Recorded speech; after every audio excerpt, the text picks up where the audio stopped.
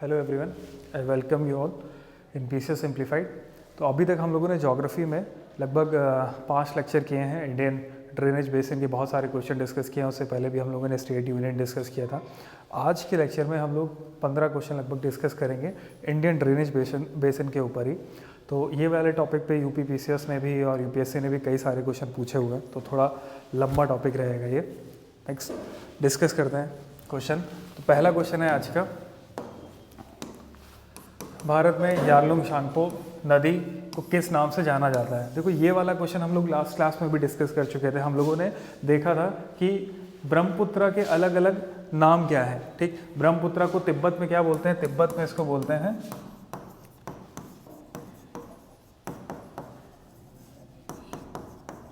Yarlung Tsangpo. फिर उसके बाद ब्रह्मपुत्र जब अरुणाचल प्रदेश में आ जाती है तो अरुणाचल प्रदेश में इसको क्या बोलते हैं?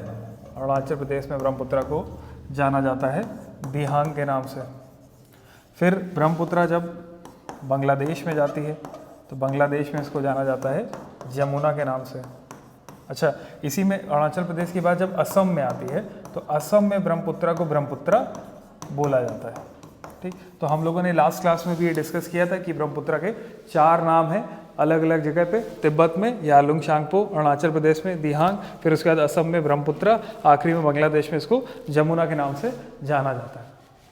ठीक, तो इसका आसान सा आंसर क्या होगा? सी, ब्रह्मपुत्र। अच्छा, सिंधु का भी हम लोगों ने नाम डिस्कस किया था। सिंधु का नाम क्या था बताइएगा आप लोग कमेंट सेक्शन में। सिंधु का नाम क्या था? ठीक, उसके अलावा सतलज का नाम भी हम लोगों ने लास्ट क्लास में डिस्कस किया था। कमेंट करिएगा इसके बारे में। आगे बढ़ते हैं। निम्न शहरों में से दामोदर नदी से निकाला गया, निम्न नहरों में से किसे दामोदर नदी से निकाला गया है? तो आपसे पूछा गया है which of the following canals has been extracted from Damodar river. बताइए, आसान सा क्वेश्चन है, आ चुका है ये यूपी पीसीएस में 2015 में। ठीक, पहले एक एक करके सारी कैनाल हम लोग देख लेते हैं। ठीक, एडन कैनाल ये निकाली गई है दामोदर से 1938 में। सरहिंद कैनाल ये सतलज रिवर से पंजाब से निकाली गई है। फिर जो सरहिंद कैनाल है ये 1882 में निकाली गई थी। तो 1882 का मतलब क्या होगा? ये आपकी भारत की सबसे पुरानी और सबसे बड़ी इरिगेशन प्रोजेक्ट्स में शामिल है। बिस्ट दोआब कैनाल, तो हम लोगों ने पिछली बार जब पढ़ा था कई सारे इंडस रिवर सिस्टम में जो पंचनद है उनके बीच में जो दोआब क्षेत्र बनते हैं उनके अलग अलग नाम हैं। जैसे बिस्ट किसके बीच में बना हुआ है? ब्यास और सतलज के बीच में। ठीक, तो वो सारे हम लोगों ने पढ़े थे। आप लोग जा करके उसको वापस से रिवाइज कीजिएगा। तो Bist Doab canal constructed on the right bank of Sutlej upstream. ठीक, ईस्टर्न ग्रे कैनाल ये भी कहाँ पर है? सतलज नियर फिरोजपुर। तो हमारा आंसर क्या होगा? Eden canal. बाकी की तीनों कैनाल हम लोग देख रहे हैं वो कहाँ बनी हुई है? वो बनी हुई है सतलज पे। ठीक, नेक्स्ट क्वेश्चन पे आते हैं। त्रिवेणी नहर को किस नदी से पानी आता है? देखो, ये बीपीएससी का क्वेश्चन है। त्रिवेणी नहर भी बिहार में है तो बीपीएससी के लिए इंपॉर्टेंट है, बट जानना ज़रूरी होता है। कोई भी चीज़ कहीं भी पूछी जा सकती है तो हम लोगों को फैक्ट्स पता होने चाहिए। ठीक है, तो इसका आंसर क्या है? त्रिवेणी नहर को किस नदी से पानी आता है? इसका आंसर है गंडक, सी गंडक। ठीक, Triveni canal receives water from river Gandak और इसको यूज़ किया जाता है नॉर्थ वेस्ट बिहार में इरिगेशन के लिए। आगे बढ़ते हैं। निम्न झीलों में से कौन जम्मू कश्मीर में अवस्थित है? ठीक, पहला ऑप्शन दिया हुआ है फुलर झील। लास्ट क्लास में भी हम लोगों ने पढ़ा था फुलर झील कहाँ पर है? पीलीभीत में। फुलर झील से कौन सी नदी निकलती है? गोमती। ठीक, तो पहला तो आंसर हो नहीं सकता है। कोलेरू झील, कोलेरू झील भी हम लोगों ने पिछली बार पढ़ा हुआ था, पिछली क्लास में पढ़ा हुआ था। कहाँ पर है? आंध्र प्रदेश में। किन 2 नदियों के बीच में है बताइए? कृष्णा गोदावरी के बीच में। ठीक, फिर उसके बाद सी अंचर झील, देन उसके बाद है हमीरसर झील। ठीक, तो हमीरसर झील जो है ये आपकी है भुज, गुजरात में, और इसका नाम रखा गया है वहाँ के राजा राव हमीर के नाम पे। तो ऑब्वियसली आंसर क्या हो जाएगा? आंचर लेक, आंचर झील, जो कि श्रीनगर डिस्ट्रिक्ट ऑफ जम्मू कश्मीर में है। आपको यहाँ पे एक और नाम दिखाई दे रहा होगा थोड़ा जाना पहचाना सा, गांदेरबाल डिस्ट्रिक्ट। ठीक, आपको याद होगा हम लोगों ने पिछली बार जब किशन गंगा रिवर डिस्कस किया था, जिसको नीलम रिवर भी बोलते हैं, वहाँ पे हमने देखा था कि वहाँ पे 2 लेक्स हैं। किशन गंगा रिवर निकलती है जहाँ से, वो किस डिस्ट्रिक्ट में लेक्स थी? वो थी गांधेरबाल डिस्ट्रिक्ट में। पिछले वाले लेक्चर में जाकर के आप देख सकते हैं। आगे बढ़ते हैं। भारत की निम्न झीलों में से कौन असम में अवस्थित है? ठीक, अब देखिए झील जो हम लोगों ने पिछले क्वेश्चन में देखा है उसी तरह वही नाम बार बार रिपीट हो रहे हैं। तो आपसे पूछा हुआ असम में, हमीरसर हम देख चुके हैं, कहाँ पर था? हमीरसर था गुजरात में। तो ऑब्वियसली क्या होगा? ए आंसर हो नहीं सकता है। ठीक है, फिर उसके बाद हमने देखा कुल्लेरू झील, कुल्लेरू भी हम लोग देख चुके हैं। ठीक, तो ये भी आंसर नहीं हो सकता है। सला झील और देन उसके बाद बचा हुआ है चपनाला झील। तो आपको नॉर्मली क्या है, आपने 2 ऑप्शन तो एलिमिनेट कर दिए, 2 ही ऑप्शन बचे हुए हैं, सी और डी। जो सला झील है ये कहाँ पर है? ये सेला पास के पास में है। और सेला पास कहाँ पर है? ये है अरुणाचल प्रदेश में। ठीक, तो ऑब्वियसली क्या है? सी भी आंसर नहीं हो सकता है। आंसर क्या होगा? डी, चपनाला झील। करेक्ट। आप हर एक झील को हमेशा मतलब छोटे छोटे झील को जाकर के कवर नहीं कर सकते हैं, लेकिन आप क्या कर सकते हैं? ऑप्शंस को एलिमिनेट कर सकते हैं। तो ऑप्शन एलिमिनेशन आपको पता होना चाहिए। यहाँ पे आप आसानी से 2 ऑप्शन एलिमिनेट करके ये तो पता कर ही सकते थे कि 50% आंसर क्या होगा। सी या डी में से आंसर होना था। सी सेला झील, सेला पास के पास में है, जो कि कहाँ है? अरुणाचल प्रदेश में। तो ऑब्वियसली आंसर क्या होगा? डी, चपनाला झील। आगे बढ़ते हैं। वही सारी जो चीज़ें हम लोगों ने अभी डिस्कस की हैं वो यहाँ पे लिखी हुई हैं। ठीक, आप लोग एक बार देख लीजिएगा, आपको मिल जाएगा। और ये कुल्लेरू, कृष्णा और गोदावरी के बीच में है। ठीक, ये हम लोगों ने डिस्कस किया था। आगे बढ़ते हैं। नेक्स्ट क्वेश्चन, सूची 1 से सूची 2 को सुमेलित कीजिए तथा नीचे दिए गए कूट से सही उत्तर चुनिए। ठीक, आपसे पूछा है अष्टमुडी, पुलिकट, रूप कुंडल, सूरज कुंड, ये कहाँ पर स्थित है? ठीक, तो बताइए अष्टमुडी लेक कहाँ पर है? अष्टमुडी केरला में है। ठीक है, पुलिकट कहाँ है? पुलिकट कहाँ है? तमिलनाडु में है। सूरज कुंड कहाँ है? सूरज कुंड है हरियाणा में, गुड़गांव के पास में ही है।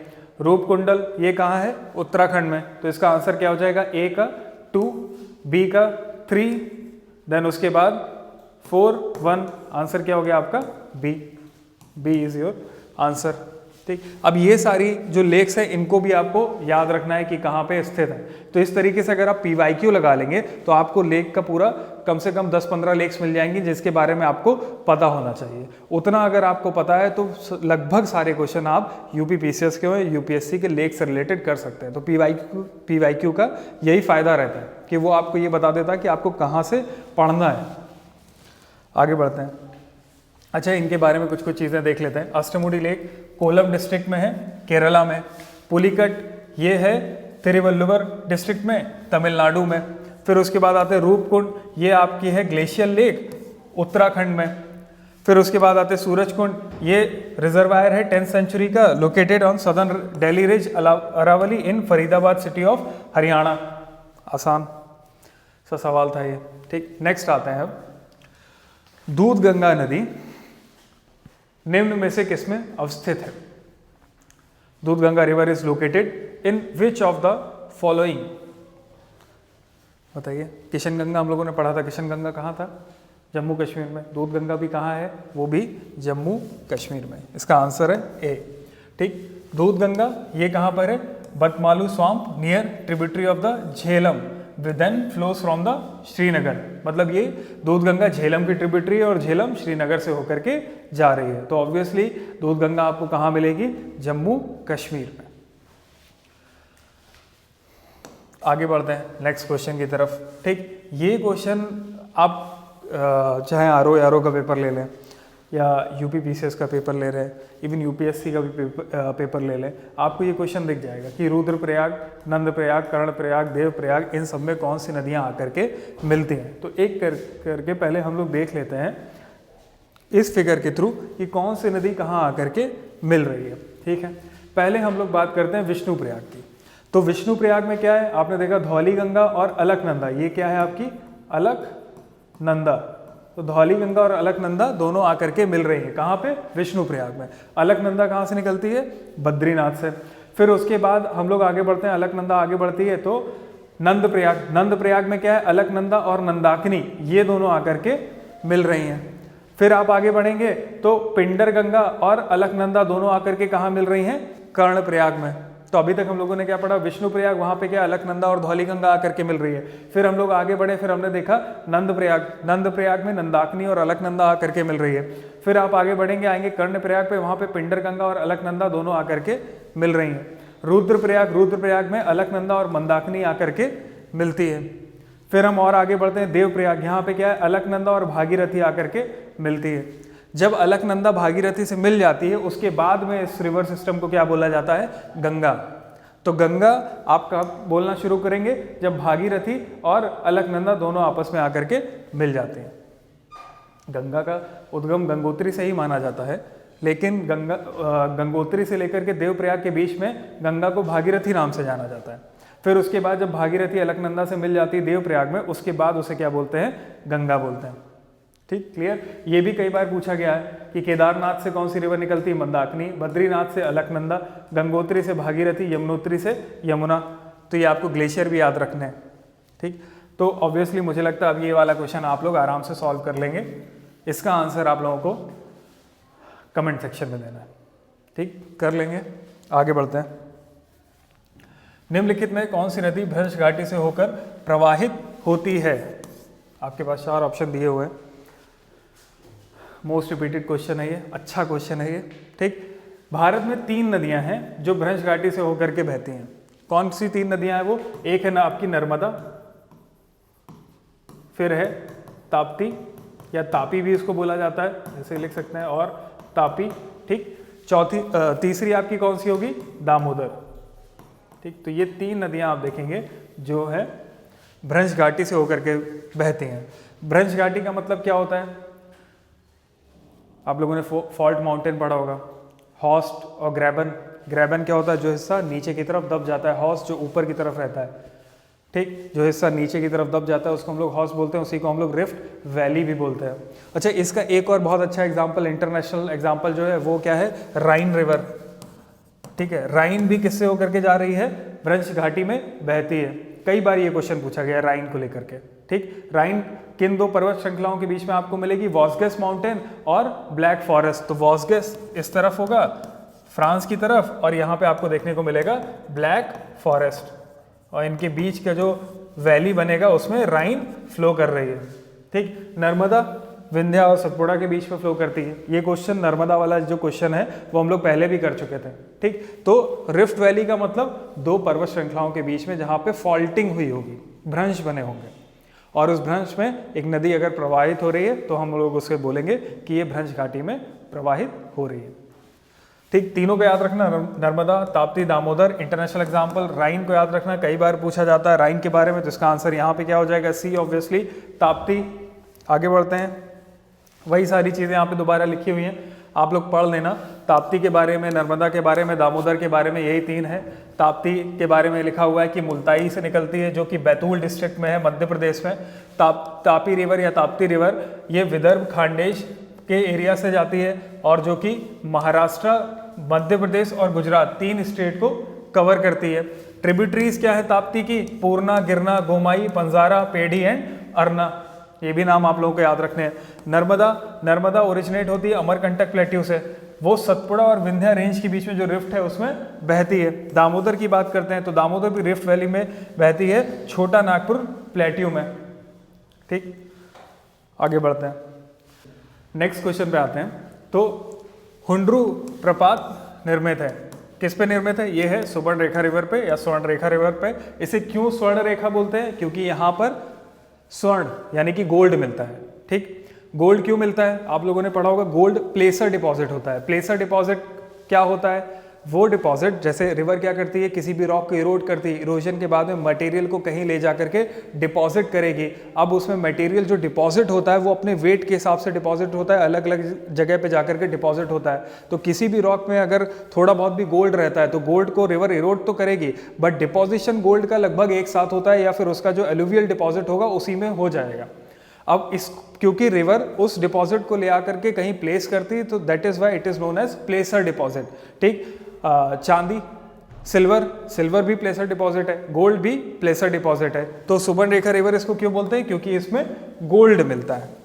ठीक है, तो हुंड्रू कहाँ है? रांची में है, सुबर्णरेखा रिवर पे है। ठीक, नेक्स्ट आगे बढ़ते हैं। निम्नलिखित में से कौन सी युग्म सुमेलित है? Which of the following pairs are matched? ठीक, कपिलधारा, जोग, शिव समुद्रम प्रपात, बताइए। पहले तो ये तो आपको अच्छे से पता होगा कि जोग प्रपात जो है वो कहाँ पर है? शरावती रिवर पे है। ठीक है, शिव समुद्रम प्रपात कहाँ है? कावेरी पे है। ठीक है, तो ये दोनों तो एकदम सही हैं। देख लेते हैं इसको। कपिलधारा कहाँ पर है? Kapildhara is situated on river Narmada, तो पहला ऑप्शन हमारा गलत हो गया था। शिव समुद्रम की अगर हम लोग बात करेंगे तो कहाँ है? वो कावेरी में है। ठीक, ये सही था। जोग, इसके बारे में हम लोग पिछली क्लासेस में भी पढ़ चुके हैं। ये कहाँ पर लोकेटेड है? शारावती रिवर पे, वेस्टर्न घाट, सागर तालुका इन शिमोगा डिस्ट्रिक्ट, कर्नाटका। ठीक, नेक्स्ट जलप्रपात का एक और क्वेश्चन देखते हैं। अब पूछा हुआ है निम्नलिखित जलप्रपातों में से कौन गोवा में स्थित है? ठीक, धुआंधार, दूधसागर, नोखालिकई एंड लैंडसिंग। ठीक, इन चारों के बारे में पहले कुछ चीज़ें देखते हैं, फिर आगे बढ़ते हैं। धुआंधार ये कहाँ है? जबलपुर मध्य प्रदेश में, और ओरिजिनेट कहाँ से होता है? नर्मदा से। अभी हम लोगों ने नर्मदा पे एक और जलप्रपात की बात की थी, वो कौन सा था? वो था कपिलधारा फॉल्स। ठीक, तो नर्मदा में क्या हो गया? कपिलधारा, दूसरा क्या हो गया? धुआंधार। फिर उसके बाद हम लोग बात करते हैं दूधसागर की। दूधसागर फॉल्स कहाँ है? ये है मांडवी नदी में, और ये कहाँ पर है? गोवा में। ठीक, उसके बाद आते हैं नोकलिकई पे। ये कहाँ है? मेघालय में है, मेघालय, और वो भी चेरापूंजी पे है। तो it is one of the wettest place on earth, सबसे ज़्यादा बारिश यहाँ पर होती है। फिर उसके बाद आते हैं लैंगशियांग फॉल्स। लैंगशियांग फॉल्स जो है ये कहाँ है? वेस्ट खासी हिल district, Indian state of Meghalaya. तो नो खलिकई एंड लैंगशियांग फॉल्स दोनों कहाँ पर हैं? मेघालय में। तो इसका आंसर क्या होगा? आसान है, गोवा में कौन सा है? दूधसागर प्रपात। नेक्स्ट क्वेश्चन की तरफ आगे बढ़ते हैं। निम्नलिखित में से कूंचीगल जल प्रपात की सही ऊंचाई कौन सी है? ठीक, तो ये तो एकदम फैक्चुअल क्वेश्चन है। इसकी सही ऊंचाई है 455 मीटर, 455 मीटर। ये सारी चीज़ें आपको एकदम याद होनी चाहिए, क्योंकि कूंचीगल जलप्रपात सबसे ऊंचा जलप्रपात है। तो इसकी ऊंचाई कितनी है? 455 मीटर। वही चीज़ यहाँ पर लिखी हुई है, पढ़ लीजिएगा आप लोग। वीडियो को पॉज करके मैं नेक्स्ट स्लाइड पे चलता हूँ। संकोच नदी किसकी सीमा बनाती है? Sankosh river forms the border between which two Indian states? बताइए, किसके बीच में सीमा बनाती है? एक क्वेश्चन हम लोगों ने इससे पहले यमुना वाला भी किया था, जिसको नहीं याद हो तो कमेंट सेक्शन में बता सकता है। यमुना किसके बीच में सीमा बनाती है? किन दो प्रदेशों के बीच में सीमा बनाती है? ठीक, नहीं देखा होगा तो पिछली बार जाकर के देख लेना। अब हम लोग बात करते हैं संकोच की। संकोच किसके बीच में सीमा बनाती है? ये बनाती है असम और वेस्ट बंगाल के बीच में। ठीक, मैप के थ्रू समझते हैं इसको। आप देख रहे हो यहाँ से क्या है? ये लिखा हुआ है संकोच रिवर। ठीक है, मैप की क्वालिटी उतनी अच्छी नहीं है, काफ़ी ढूंढा मैंने, लेकिन जो ये सबसे अच्छा मैप मुझे मिला संकोच का। ठीक, संकोच रिवर कहाँ से निकल रही है? भूटान से निकल रही है। आप देख रहे हो इस तरफ क्या है? ये है असम। इस तरफ आपको क्या देखने को मिल रहा है? This is West Bengal. तो आंसर क्या? और ये वेस्ट बंगाल और असम की बाउंड्री पे आपको क्या दिखाई दे रहा है? संकोच रिवर। आंसर क्या हो जाएगा? Assam and west Bengal. ठीक, C is your answer. Next question की तरफ आ रहा है। क्वेश्चन कह रहा है कंसीडर द फॉलोइंग रिवर्स। निम्नलिखित नदियों पर विचार कीजिए। बराक, लोहित एंड सुबनसिरी। उपर्युक्त में से कौन सी अरुणाचल प्रदेश से होकर बहती है? तो कौन सी अरुणाचल प्रदेश से होकर बहती है? अब अगर हम लोग लोहित और सुबनसिरी की बात करें तो वो तो ब्रह्मपुत्र की ट्रिब्यूटरीज है और अरुणाचल प्रदेश से होकर के बहती हैं। तो ये तो दोनों एकदम सही है। बराक अरुणाचल प्रदेश से होकर के नहीं बहती है, तो पहला गलत हो जाएगा, 2 और 3 सही। B is your correct answer. ठीक, बराक कहाँ से फ्लो करती है? मणिपुर, नागालैंड, मिजोरम एंड असम। अरुणाचल प्रदेश से नहीं कर रही है। It rises in Manipur hill से निकलती है, फिर उसके बाद जो है नागालैंड, मिजोरम और असम की तरफ आगे बढ़ती है, और मणिपुर में इसको बराक के नाम से जाना जाता है। फिर उसके बाद लोहित रिवर की बात करेंगे तो लोहित रिवर अरुणाचल प्रदेश से निकलती है। It is a tributary of river Brahmaputra. Subansiri it is also a tributary of Brahmaputra. ठीक, and it is largest tributary of river Brahmaputra. Subansiri is largest tributary of river Brahmaputra. Next question पे आते हैं। ये क्वेश्चन फैक्चुअल तो नहीं है, कॉन्सेप्चुअल है, पढ़ते हैं पहले। कथन दिया हुआ है, असर्शन एंड रीजनिंग का क्वेश्चन है ये। पश्चिमी घाट की नदियां डेल्टा का निर्माण नहीं करती हैं, ठीक है, ये तो कथन हो गया। कारण इसका दिया हुआ है, वो छोटे मार्ग से तीव्र गति से कड़ी चट्टानों के ऊपर प्रवाहित होती हैं, ठीक, ये इन्होंने रीजन दिया हुआ है। तो पहला इन्होंने बोला हुआ है स्टेटमेंट कि अगर हम वेस्टर्न घाट्स पे देखते हैं तो वहां से जो नदियां निकल रही हैं, पश्चिमी घाट की नदियां डेल्टा का निर्माण नहीं करती हैं, ठीक है। फिर उसके बाद उन्होंने बोला है क्योंकि पश्चिमी घाट से निकलने वाली नदियां छोटे मार्ग से तीव्र गति से कड़ी या कठोर चट्टानों के ऊपर प्रवाहित होती हैं, ठीक। देखते हैं इसको मैप में, देखते हैं। अगर हम लोग यहाँ पे वेस्टर्न घाट देख रहे हैं, वेस्टर्न घाट से जो भी रिवर्स वेस्ट की तरफ निकल रही हैं, तो वेस्ट की रिवर क्या करेंगी, इन्होंने लिखा हुआ है छोटे मार्ग से निकल रही हैं, तो ऑब्वियसली क्या है, यहाँ पे ये मार्ग क्या हो गया, छोटा।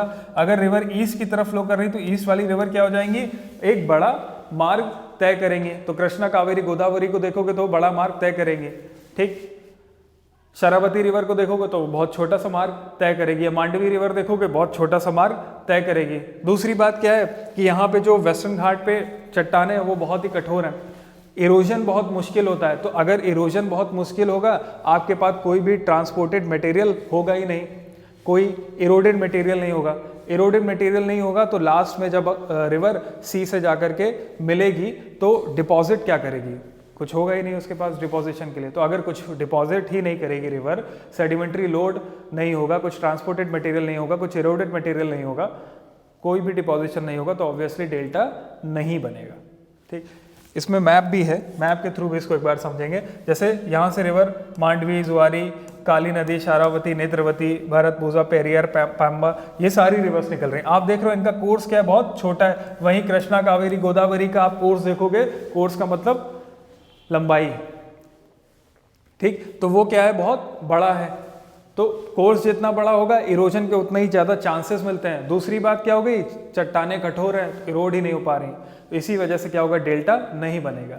तो डेल्टा ना बना करके ये क्या बनाती हैं, एस्चुरी का निर्माण करती हैं।